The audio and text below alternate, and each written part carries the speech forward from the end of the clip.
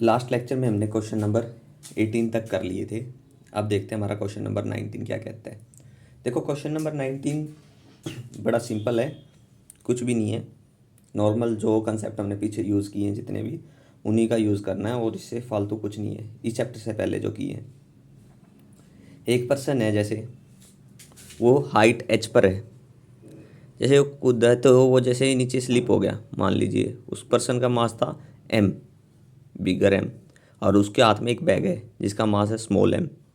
तो वो जैसे ही हाइट एच पर आता है, इस हाइट पे आता है, तो वो देखता है नीचे बड़ा हार्ड सरफेस है। तो प्रोटेक्ट करने के लिए अपने आप को पॉन्ड में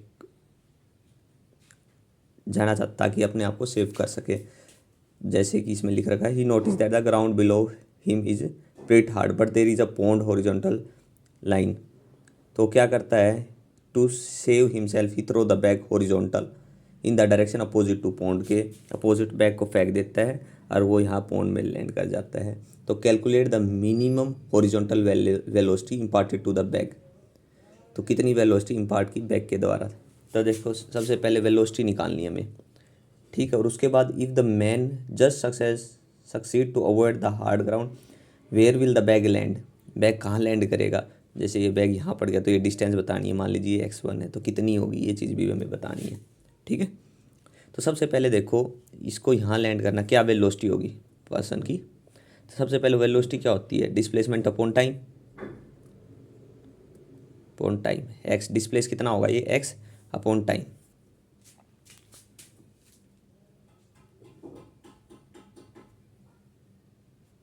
डिस्प्लेसमेंट अपॉन टाइम। अब देखिए हमारे पास हमें क्या क्या निकालना है, हमें टाइम चाहिए। डिस्प्लेसमेंट तो हमारे पास एक्स डिस्प्लेस कर रहा है, वो तो है ही हमारे पास। हमें क्या चाहिए, टाइम चाहिए। अगर टाइम आ गया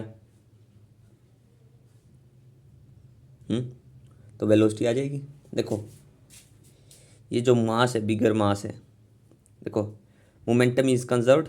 जैसे ही बैग करेगा फेंकेगा, तो कंजर्वेशन ऑफ मोमेंटम से देखें, बैग का मास है एम, वो किस वेलोसिटी से कर रहा है वी, तो इस पर 4 लगा रहा, कितना इसका मोमेंटम कंजर्व होता है, इसका मास है एम और इसकी वेलोसिटी कितनी है वी। तो यहाँ से अगर हम वी की बात करें तो वी क्या हो जाएगी, V is equal to M V by M, ये होगी। लेकिन हमें कौन सी वेलोसिटी चाहिए, हमें वेलोसिटी क्या चाहिए, वेलोसिटी ये वी थी वेलोसिटी, उस मैन की बतानी ना, तो मैन की बिग वी रखी, बड़ा वी रखी थी, ठीक है। V is equal to M V by M, ये होगी।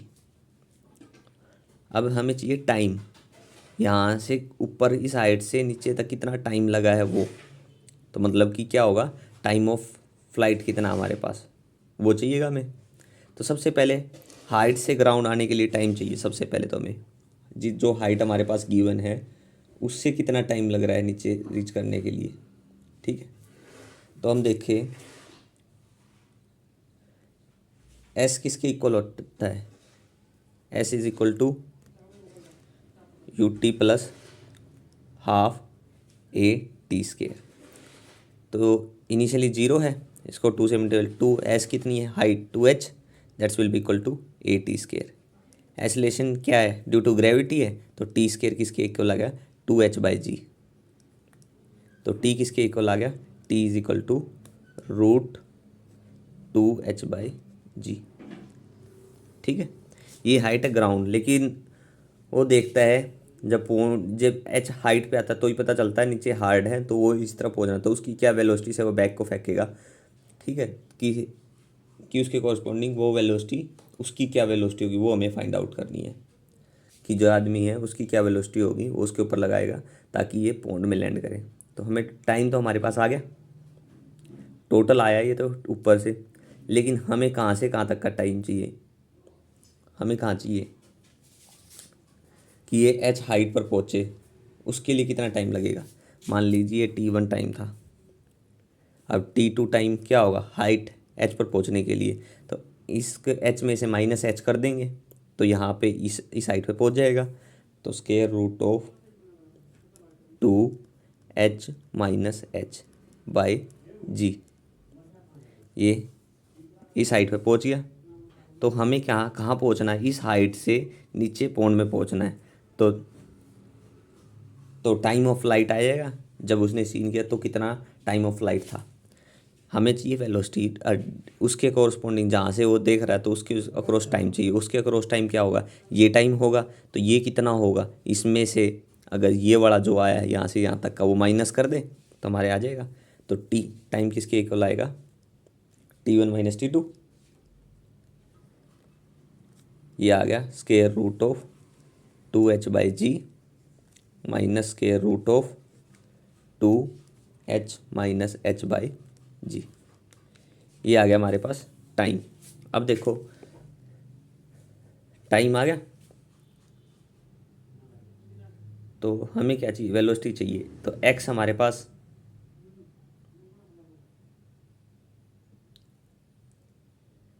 है, तो ये जो v थी, ये वेलोसिटी जो थी हमारे पास इनिशियली x/t, तो इसको v में, इसमें मोमेंटम कंजर्वेशन ऑफ मोमेंटम में पुट करो। v is equal to m/m of v कितना है, x/t। तो ये हमारे पास इस मैन की वेलोसिटी आ गई। अब यहाँ पे हमें क्या करना है, सिंपली t को पुट कर दो, यहाँ पे t को डायरेक्ट पुट कर देना जो ये t की वैल्यू है, बस हमारे पास वेलोसिटी आ जाएगी। हमें वेलोसिटी निकालनी थी, वेलोसिटी आ गई हमारे पास।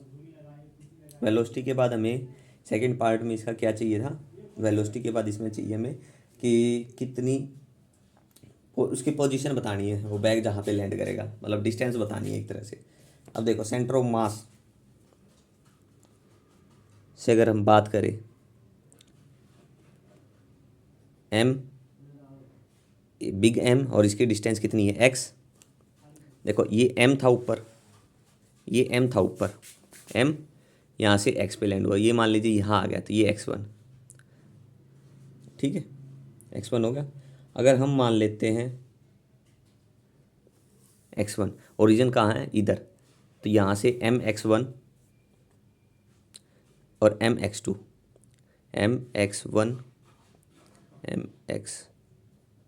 mx plus mx1 divided by m plus m हो गया। कोई एक्सटर्नल फोर्स नहीं लग रहा इसके ऊपर, बाहर से कोई फोर्स है नहीं, ठीक है। तो सेंटर ऑफ मास क्या होगा, रिमेन एट इट्स पोजीशन, तो जीरो, जो हम पीछे कर रहे थे। तो एम एक्स किसके इक्वल आ गया, M X will be equal to M X plus M X one, that's will be equal to zero. हमें एक्स वन चाहिए था, that's will be equal to M X by M minus of, ठीक है, ये आ जाएगा। ये हमारा इसका सॉल्यूशन है। देखो कुछ भी नहीं है, दोबारा देख लो एक बार। वेलोसिटी थी, क्या थी, डिस्प्लेसमेंट अपॉन टाइम, जर्नली लिखो वेलोसिटी डिस्प्लेसमेंट अपॉन टाइम। अब देखो मोमेंटम कंजर्वेशन से, तो इसका M V that's will be equal to M V, यहाँ से वी निकल गया, ठीक है। अब हमें चाहिए टाइम, चाहिए टाइम निकालेंगे सबसे पहले, जहाँ से उस हाइट से, जहाँ से देखा रो उसकी क्या वेलोसिटी हो कि वो पॉइंट में लैंड करे। तो उस व्यक्ति ने अपनी एच हाइट से, स्मॉल एच से देखा है, तो वहाँ से वहाँ तक का टाइम निकाल लेंगे, जो हमने यहाँ पे टाइम निकाल लिया। उसके बाद वेलोसिटी जो हमारी थी मोमेंटम वाले में, तो उसमें v की वैल्यू पुट कर दी, क्या थी x/t, और यहाँ पे टाइम कितना आया उसको पुट कर दिया, हमारे पास वेलोसिटी आ जाएगी। और उसके बाद क्या कह रहा है कि इसके ऊपर कोई एक्सटर्नल फोर्स तो लग ही नहीं रहा था, बोल रहा है इसके ऊपर कोई एक्सटर्नल फोर्स नहीं है, तो जो एक्स कोऑर्डिनेट है रिमेन इट्स पोजीशन, उसके पोजीशन पे ही रहेगा, मतलब सेंटर ऑफ मास सेंटर पे ही रहेगा, ठीक है। तो M X one plus M X divided by M plus M that's will be equal to zero हो जाएगा, ठीक है। क्वेश्चन को बुक से पढ़ोगे ना तो ये सारी चीज़ें पता चल जाएगी कैसे क्या हो रहा है, ठीक है। कोई चीज़ अगर मिस हो रही है, कोई चीज़ अच्छे से कंसेप्ट समझ नहीं आ रहा, तो आप कमेंट बॉक्स में पूछ सकते हैं। कुछ नहीं है, बड़ा सिंपल सा है कंसेप्ट, में कोई भी मुश्किल नहीं है, बड़ा इजी सा कंसेप्ट है। चलिए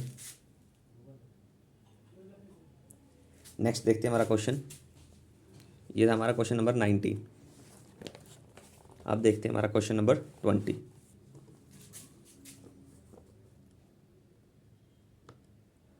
आज थोड़ी तबीयत ठीक ना होने और बाहर थोड़ा डिस्टर्बेंस है, जिसके कारण कंसंट्रेशन नहीं हो रहा अच्छे से। चलिए फिर भी कोशिश करते हैं क्वेश्चन। कुछ है, क्वेश्चन तो करें।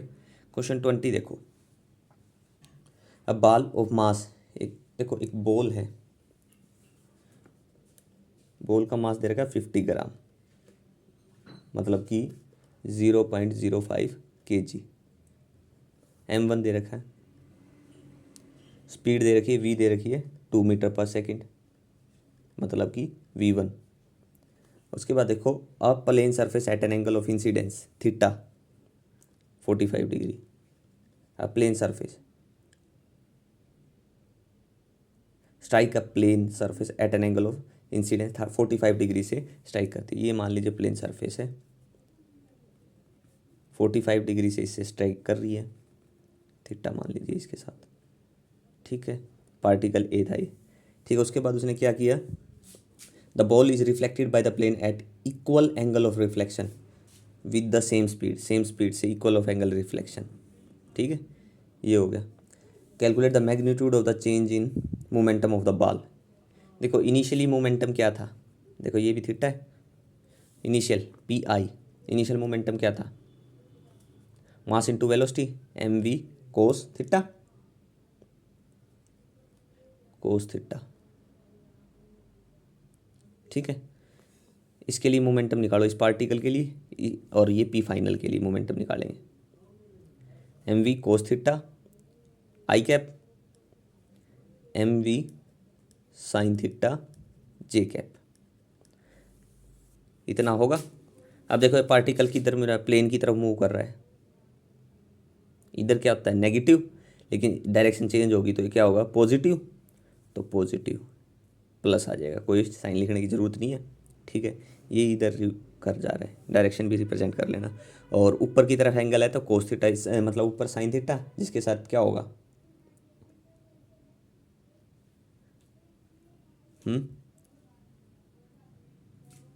क्या होगा एंगल है थीटा नीचे की तरफ, इधर रिफ्लेक्ट हो रहा है तो ये क्या है नीचे की तरफ,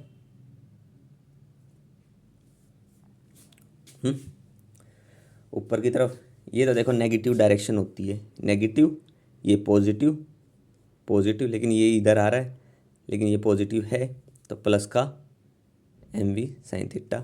अब ये देखो ये नीचे की तरफ जा रही है, इधर जा रही है, इधर के साथ minus, minus M V cos theta I cap, ठीक है। देखो इधर क्या होगा नेगेटिव, और इधर क्या है ऊपर की तरफ तो नीचे ही आएगा, यहाँ पे आने के लिए नीचे आएगा, ऊपर की तरफ पॉजिटिव तो नीचे नेगेटिव, तो ये भी माइनस होगी, minus minus M we sine theta j है। अब देखो चेंज कितना आया, पी आई माइनस पी एफ, कितना आ गया, ये माइनस का है,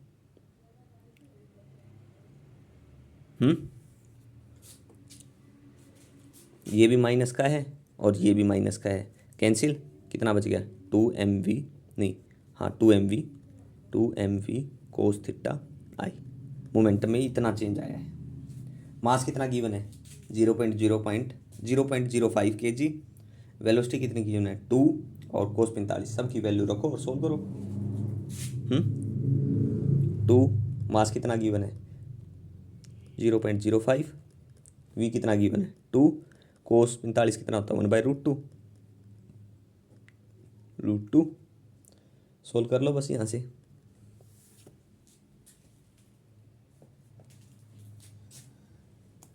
ये आ गया 0.14, ठीक है। देख लेना इसकी कैलकुलेशन, यूनिट आप लिख सकते हो change in momentum. First part था क्वेश्चन नंबर 20 का, the magnitude of the change in momentum. अब the change in the magnitude of the momentum of the ball. अब देखो इसका मैग्नीट्यूड में बात कर रहा है, अब इसका जो मैग्नीट्यूड होगा वही मैग्नीट्यूड इसका आएगा, मैग्नीट्यूड निकाल लो इनका। मैग्नीट्यूड में कोई चेंज नहीं आएगा, लेकिन मैग्नीट्यूड ऑफ पी आई, इसका मैग्नीट्यूड माइनस इसका magnitude, that's will be equal to, किसके इक्वल होगा 0 के इक्वल हो जाएगा। आप चेक कर सकते हो, मैग्नीट्यूड ही निकालना, सिंपली देख लेना, चेक करना क्या निकालना वो लिख देता हूँ, पी आई का magnitude minus magnitude of P F, ये निकालना। और ये चीज़ किसके इक्वल आएगी, जीरो की, चेंज नहीं होगा। आप देख सकते हो मैग्नीट्यूड निकाल के। मैग्नीट्यूड तो सिंपल है, ए का स्क्वायर प्लस बी का स्क्वायर, जो भी कंपोनेंट है उनके स्क्वायर कर लो बस। अगर माइनस साइन का कोई इफेक्ट नहीं पड़ेगा, तो इसलिए दोनों चीज़ इक्वल होंगी। थीटा सेम है, वेलोसिटी सेम है, मास सेम है, कोई भी इफेक्ट नहीं पड़ रहा, तो इसमें से एक में से दूसरा सब्ट्रैक्ट करेंगे, जीरो हो जाएगा, ऑटोमेटिकली दिख रहा है। ठीक है, लेकिन फिर भी आपको चेक करना था, आप निकाल के देख सकते हो, कोई प्रॉब्लम आए तो पूछ सकते हो। ठीक है, यहाँ से देखो, एक बार दोबारा देख लो, ये कौन सी डायरेक्शन होती है, नेगेटिव, इधर पॉजिटिव। अब देखो नेगेटिव था, इधर जाएंगे तो नेगेटिव, लेकिन इधर आ रही है, ये साइन चेंज होगा, तो इसलिए पॉजिटिव प्लस कोस थीटा। ठीक है, देखो ये क्या था, ऊपर की तरफ वाई में पॉजिटिव होता है, लेकिन ये क्या आ रहा है, ओरिजिन पे आने के लिए इसकी भी डायरेक्शन ऊपर नीचे की तरफ होगी, ऊपर की तरफ पॉजिटिव था, डायरेक्शन चेंज हुई नेगेटिव, तो ये माइनस और ये प्लस हो गया। ठीक है, अब देखो इधर नेगेटिव था, ये भी इधर जा रहा है तो नेगेटिव, और ये नीचे तो ये नेगेटिव, तो दोनों नेगेटिव। ठीक है, डायरेक्शन लिखते रहना और कुछ नहीं है, डायरेक्शन में गड़बड़ मत करना, इक्वेशन बनने के बाद तो कुछ है ही नहीं क्वेश्चन में। चलिए, ये था हमारा क्वेश्चन नंबर 20। क्वेश्चन 21 भी सिमिलर है, सेम एज इट इज है, कोई भी डिफरेंस नहीं है। क्या बताना है इसमें भी, वही change in the linear momentum of a photon reflected by the mirror जो हुआ है। अब देखो इसमें थीटा गिवन है,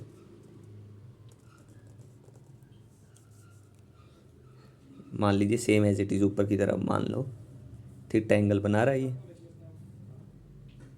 और थीटा से ही रिफ्लेक्ट हो रहा है, ये थीटा, ये थीटा, थीटा एंगल बना रहा है और थीटा से ही रिफ्लेक्ट हो रहा है। अब देखो हमें निकालना है change in momentum, P I minus P F निकालना है। सबसे पहले इनिशियल मोमेंटम निकाल लो, पी इनिशियल क्या है। अब देखो each photon has a linear momentum, linear momentum दे रखा है इसका, पी दे रखा है linear moment h by lambda, सिर्फ मैग्नीट्यूड में ये मोमेंटम दे रखा है। अब इसका आई कंपोनेंट है और ये जे कंपोनेंट है, वही आई ऊपर की तरफ देखो, ये क्या है, इधर आ रहा है नेगेटिव, इधर पॉजिटिव साइन चेंज, तो H by lambda cos theta, और ये ऊपर की तरफ पॉजिटिव, नीचे की तरफ नेगेटिव, माइनस का H by lambda sine theta. P initial P final को देखेंगे, क्या आएगा, minus h by lambda cos theta minus h by lambda sine theta. ठीक है, ये हो गया, दोनों को चेंज इन मोमेंटम निकाल दो, पी आई माइनस पी एफ, देखेंगे कितना आ जाएगा, 2 H by lambda cos theta, sine change होगा, ये खत्म, ये पॉजिटिव पॉजिटिव पॉजिटिव, 2 हो जाएगा, 2 टाइम ऑफ दैट। ठीक है, कुछ भी चेंज नहीं आया। ये था हमारा क्वेश्चन नंबर 21। क्वेश्चन में कुछ फ़र्क नहीं था, वही same as it is question दे रखा था, ज़्यादा कुछ डिफरेंस होता तो मैं बताता। क्वेश्चन आप ट्राई करो बुक से पढ़ने की, और कोई प्रॉब्लम आए तो आप पूछ सकते हो, कमेंट बॉक्स में पूछो या पर्सनली मेरे पास मैसेज करो, जैसा आपको ठीक लगे पूछ सकते हो आप। ये था हमारा क्वेश्चन 21। नेक्स्ट देखते हैं क्वेश्चन 22। क्वेश्चन 22 में हमारे पास क्या कुछ गिवन है, देखो, अब block at rest explodes into 3 equal part. एक ब्लॉक है एट रेस्ट, मान लीजिए एक ब्लॉक है वो रेस्ट में था, explode into 3 equal part, 3 equal part में डिवाइड हो गया। 2 part start moving along X and Y axis, एक पार्ट गया एक्स एक्सिस में, एक पार्ट गया वाई एक्सिस, ये एक्स ये Y axis, respectively with equal speed of 10 metre पर सेकेंड। इसकी स्पीड है 10 मीटर पर सेकेंड और इसकी भी है 10 मीटर पर सेकेंड। इसका रिजल्टेंट क्या आएगा, ये रिजल्टेंट इसी के पैरेलल करें तो ये इसका रिजल्टेंट होगा। ठीक है, तो इसका रिजल्टेंट निकाल लो। सबसे पहले find the initial velocity of the third part, third part की इनिशियल वेलोसिटी क्या होगी। अगर हम इसकी रिजल्टेंट निकालें with equal speed of 10 meter per second, 2 parts starts moving along x and y axis respectively with equal speed of 10, तो find the initial velocity of the third part, third part की initial velocity क्या होगी वो बतानी है। तो और जो सेंटर ऑफ मास है वो रेस्ट में है।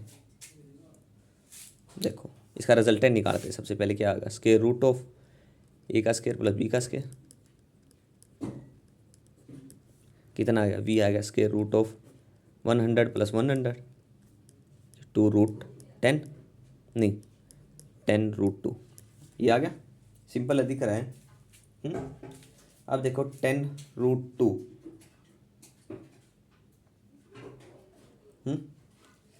यहाँ से अगर थीटा निकालेंगे, सबसे पहले देखो यदि सेंटर ऑफ मास जो है वो रेस्ट में है, सेंटर ऑफ मास अगर रेस्ट में है तो जो थर्ड मास है वो इक्वल मास होगा विद अदर टू, ठीक है, और अपोजिट डायरेक्शन में होगा। तो इसकी अपोजिट डायरेक्शन क्या हो जाएगी, इसके रिजल्टेंट के अपोजिट, इनके अपोजिट डायरेक्शन, तो वो वाई जेड एक्सिस होगी। तो इसके साथ कितना एंगल आएगा, ये इसके साथ एंगल कितना बना रहा है, थीटा। ये थीटा एंगल निकाल सकते, ये 10 है, ये रिजल्टेंट आएगा 10√2, तो ये एंगल कितना आएगा, ये एंगल कितना आएगा, अननोन बाय नोन। सिंपल ही है, बेस अपॉन हाइपोटेन्यूज निकाल लो, परपेंडिकुलर अपॉन हाइपोटेन्यूज, ये भी 10 है, perpendicular upon height, sine theta निकाल लो, साइन थीटा किसके इक्वल, परपेंडिकुलर अपॉन में हाइपोटेन्यूज 10√2, तो 1/√2 किसके इक्वल हो गया, 1/√2, थीटा किसके इक्वल आ गया 45 डिग्री। लेकिन हमारा जो एंगल बताना है, find the initial velocity of the third part, third part की कोरस्पॉन्डिंग इसके अपोजिट है, इनके अपोजिट है, इधर आएगी, इन दोनों के अपोजिट इधर होगा, तो उसके साथ एंगल कितना बनाएगा, अगर एक्स के साथ देखें तो 45 और इसके साथ 90 हो गया, मान लीजिए एक तरह से जेड एक्सिस हो गया, तो 90 प्लस 45 135, इसकी वेलोसिटी क्या होगी, जो इसकी वेलोसिटी इसके अपोजिट इसके रिजल्टेंट वेलोसिटी की इक्वल होगी।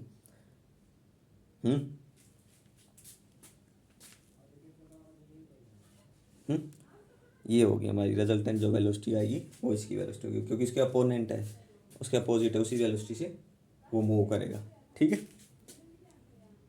चलिए ये था हमारा क्वेश्चन नंबर 22। देखो कोई भी क्वेश्चन है ना, अगर कोई भी प्रॉब्लम आए तो पूछ सकते हो।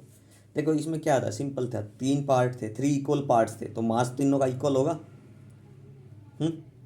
तो उसमें से 2 पार्ट है जो एक्स वाई में मूव कर रहे थे, तो उनकी इक्वल स्पीड थी 10 मीटर पर सेकेंड। तो initial velocity of the third part की इनिशियल वेलोसिटी क्या होगी।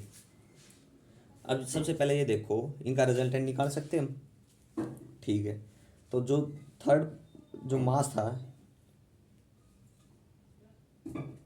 तो वो क्या होगा, इनके दोनों के अपोजिट मूव करेगा, इनके अपोजिट इनकी जो रिजल्टेंट वेलोसिटी होगी उसी के इक्वल होगा, तो उसके साथ एंगल बता सकते हो। सिंपल था, ये ध्यान रखो जो सेंटर ऑफ मास है वो रेस्ट में है, ठीक है। तो थर्ड पार्ट जो मास है इक्वल मास है, यह चीज़ बोल रखी है। तो जो 2 है, जो तीसरा है ना, वो अपोजिट डायरेक्शन में मूव करेगा, ठीक है, इनके अपोजिट डायरेक्शन, इनके रिजल्टेंट जो आएगा ना उसके अपोजिट डायरेक्शन, तो उसकी वेलोसिटी वो हो जाएगी, ठीक है, इनिशियल वेलोसिटी उसकी ये हो जाएगी, ठीक है। उसी के कोरस्पॉन्डिंग देखना है बस, और कुछ देखना ही नहीं है हमने। आप बुक से जब डायरेक्ट क्वेश्चन पढ़ोगे ना, तो बहुत सी चीज़ें हैं जो क्लियर नहीं होती ना, वो भी क्लियर हो जाती हैं, ठीक है। क्वेश्चन 23 देखो, क्वेश्चन 23 मैं बताऊंगा नहीं ज़्यादा, नहीं चलो बता देते, सिंपल ही है, कुछ नहीं है, कुछ बताना तो है नहीं, इसलिए देखो 2 एस्ट्रोनॉट है, मान ली स्पेस में चले गए वो, वहाँ से उसने क्या कह दिया, रिमूव कर दो ऑल अदर मटेरियल्स ऑब्जेक्ट। अगर सारे मटेरियल ऑब्जेक्ट अगर हमने मूव कर दिए, जैसे इसमें देखो क्वेश्चन में जैसे कहा गया उसके अकॉर्डिंग देख लेते हैं। स्पेस में था, सभी मटेरियल अगर हमने रिमूव कर दिए, तो मतलब कि जो जो जहाँ पे वो ऑब्जेक्ट है, तो अगर मटेरियल रिमूव कर दिए तो सारा क्या हो गया, आइसोलेट हो गया सराउंडिंग से, तो उससे मास का इफेक्ट कोई होगा नहीं। अगर उसको कम ज़्यादा करें, फील कम होगा ज़्यादा जो भी हो, तो इसके कारण जो टोटल मास है स्पेस रिमेन्स अनचेंज्ड। तो इसकी वेलोसिटी क्या होगी, वी जो इनिशियली गिवन है 15 मीटर पर सेकेंड थी, 15 किलोमीटर पर सेकेंड, वही हो जाएगी 15 किलोमीटर पर सेकेंड, ठीक है। क्वेश्चन को समझना, स्पेस पे इसका कोई इफेक्ट नहीं पड़ता है मास का, है, क्योंकि इफेक्ट ऑफ ग्रेविटी कम हो जाता है, तो उसका वेट का कोई इफेक्ट ही होगा नहीं होगा, ग्रेविटी का इफेक्ट नहीं होता। तो slimming exercise there were reduce their mass to 90 kg each with what velocity will the spaceship move. Space में किससे वही से मूव करेगी, अगर वेट ग्रेविटी का कोई इफेक्ट ही नहीं होगा, मास का कोई इफेक्ट नहीं होता, तो जो उसकी पहले थी वही की वही हो जाएगी। ठीक है, कोई डिफरेंस नहीं होगा इनमें। तो ये था हमारा क्वेश्चन नंबर 23। देखो कोई चीज़ अगर ज़्यादा क्लियर नहीं हो पा रही ना, कोई दिक्कत आ रही है, कैसे क्या चीज़ आ रही है, तो आप पूछो। मैं तो इतना ही कहूँगा, बाकी आपके ऊपर है, आप पूछ रहे हो या नहीं पूछ रहे। पूछोगे तो आपका फ़ायदा है। मेरा तो क्या जाएगा। चलिए देखते हैं नेक्स्ट क्वेश्चन, क्वेश्चन नंबर 24।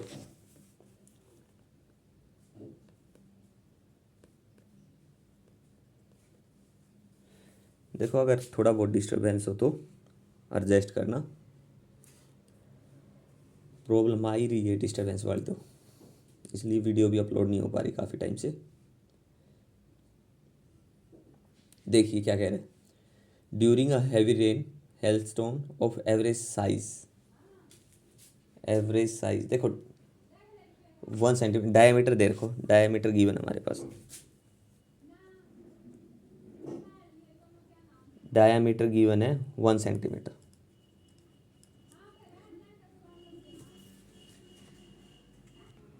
देखो यहाँ पे हमारे पास डायमीटर गिवन था, डायमीटर हो गया।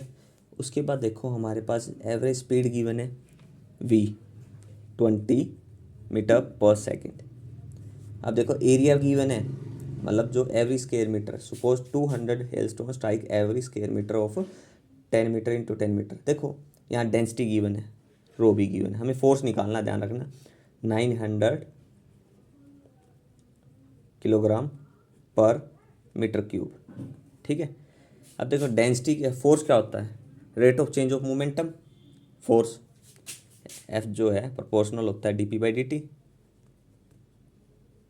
तो चेंज इन मोमेंटम निकाल लेते हैं हम, वो फोर्स के इक्वल होगा। तो चेंज इन मोमेंटम निकालने के लिए हमें मास इंटू वेलोसिटी होगा। मास क्या है, m इज इक्वल टू नहीं रो मास पर यूनिट वॉल्यूम होगा। यहाँ से अब हमारे पास वॉल्यूम नहीं है, तो वॉल्यूम क्या होता है 4/3πr³ इसके लिए होगा। क्वेश्चन को जब पढ़ोगे आप सारी चीज़ें पता चल जाएगी। तो रेन है ड्यूरिंग अ हैवी रेन, तो v is equal to 4/3πr³। R हमारे पास ऊपर है, पुट करो सबको, 4/3π इंटू आर की वैल्यू अगर पुट करते हैं यहाँ, आर क्या होगा, सिंपल सी आप देख सकते हो आर क्या होगा। आर को 0.5, देखो CGS में है ये सेंटीमीटर, तो CGS के ही रख लो एक बार, आगे आखिरी में कर लेंगे हम SI में कन्वर्ट। आर को हम 0.5 रखेंगे, तो 0.5 का क्यूब 125 की मल्टीप्लाई करो तो 0.125, उसको पाई से कर लेते एक बार कैलकुलेटर में 0.5 इंटू, तो ये आ गया 0.5238 मीटर नहीं सेंटीमीटर क्यूब। ये आ गया, वॉल्यूम आ गया हमारे पास, वॉल्यूम आ गया। डेंसिटी हमारे पास है, तो मास भी आ गया, इसका मतलब तो मास ये वॉल्यूम है। मास कितना हो जाएगा 0.5238 इंटू रो। डेंसिटी को भी आप ये अगर CGS में, तो डेंसिटी को भी CGS में कन्वर्ट करो, कितनी होगी 0.9। 3 नीचे से 6, 3 से 3 कैंसिल, 3 हाँ 0.9 होगी। ठीक है, इसको मल्टीप्लाई कर लो, मल्टीप्लाई करो फटाफट, क्या आएगा कैलकुलेटर में, इसका आ जाएगा 0.4714। ठीक है, मास आ गया। अब देखो हमारे पास मास आ गया है, तो हमें कितना चाहिए, हमें mass suppose 200 hailstone strike every square metre, तो हम 200 हेलस्टोन के लिए मास निकाल लेंगे, 2000 के लिए, 200 नहीं 2000, तो मास ऑफ 2000 हेलस्टोन, किसका 2000 हेलस्टोन का, तो इसको मल्टीप्लाई कर लो 2000 से, 0.4714, तो इसका मास आ जाएगा, करो कितना आएगा, ये आ गया 947.857, ये आ जाएगा मास। मास हमारे पास आ गया, वेलोसिटी आ गया, तो rate of change of momentum कितना आ जाएगा, निकाल लो। Rate of change of momentum, rate of change of momentum क्या होगा, मास इनटू वेलोसिटी, करो कितना आएगा।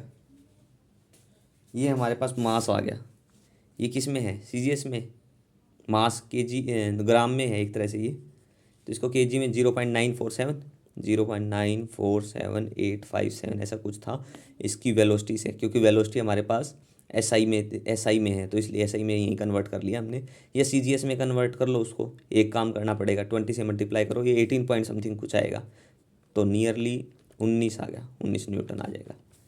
चेंज इन मोमेंटम न्यूटन पर मीटर स्क्वायर आएगा। क्यों? क्योंकि एरिया बोला इसने, जो बोला two hailstone strike every square metre every पर एरिया, तो फोर्स है पर न्यूटन में निकालने के लिए क्या होगा, एरिया से इसको मल्टीप्लाई करो तो फोर्स आ जाएगा 19 न्यूटन पर मीटर स्क्वायर, एरिया से मल्टीप्लाई, एरिया कितना 100 से मल्टीप्लाई करेंगे तो 1900 न्यूटन आ जाएगा फोर्स।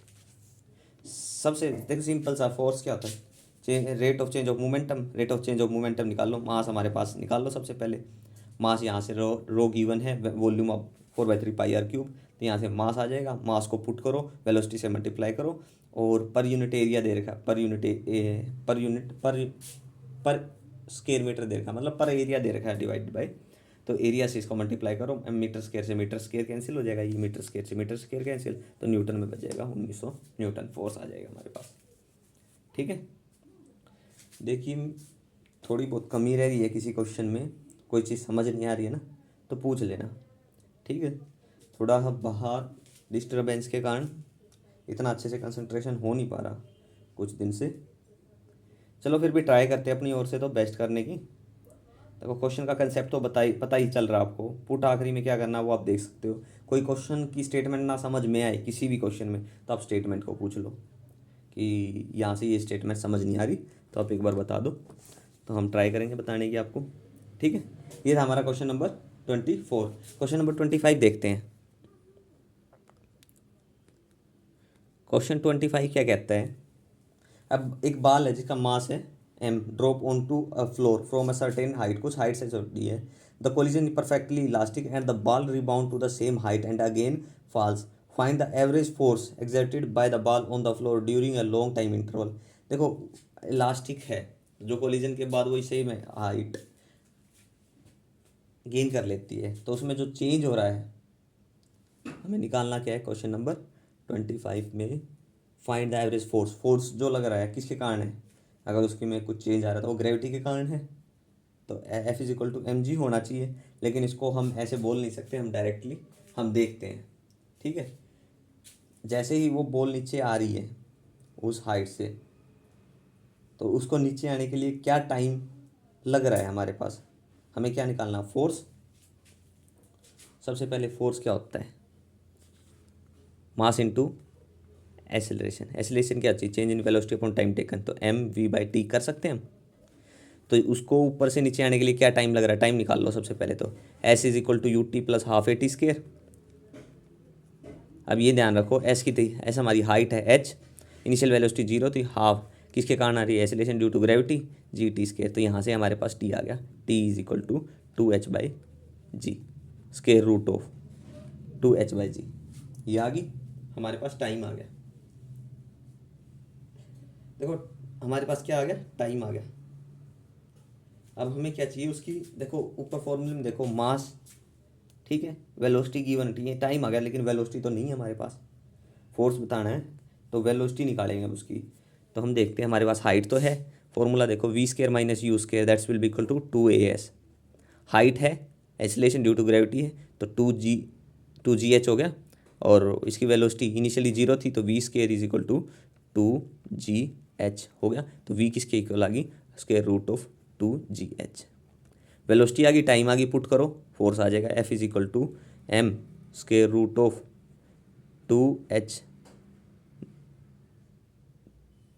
(2h) ये h है 2hg divided by time (2h/√g), ये √g ऊपर चल जाएगा, √g g हो जाएगा, और 2h से 2h कैंसिल, तो इसको सोल्व करने के बाद आ गया mg।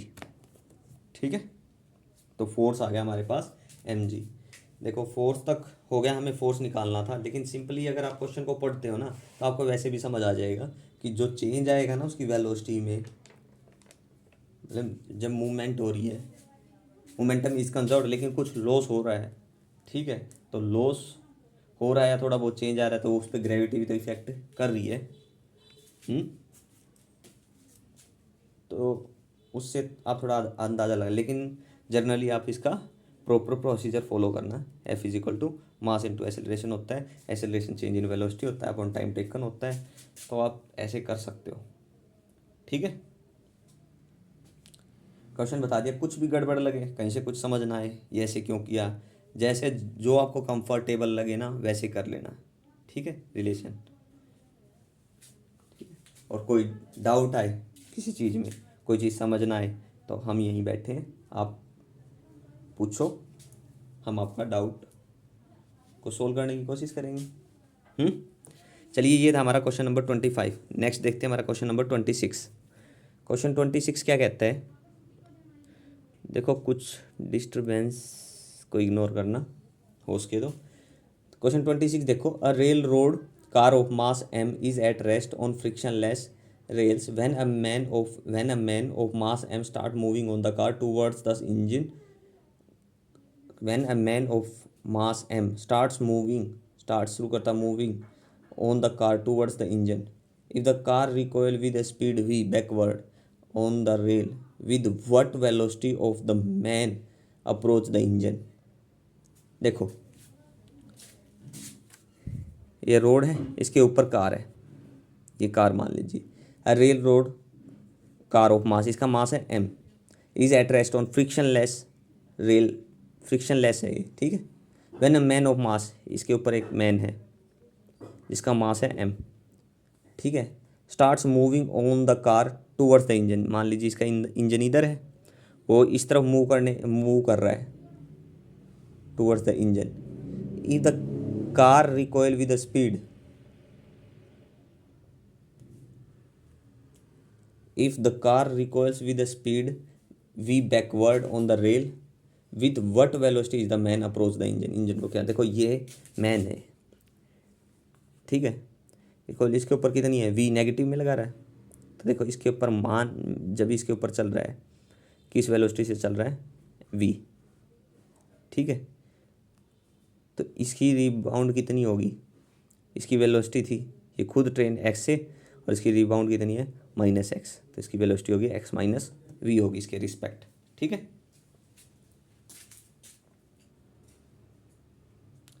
तो देखो मोमेंटम इज कंजर्व्ड, तो m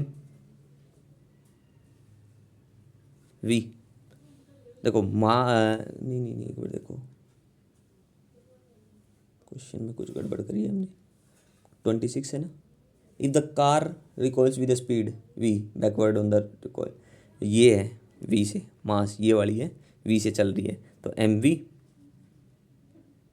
उसमें कितना होगा x minus V, that's will be equal to m time of x minus V, that's will be equal to, हमें क्या निकालना है,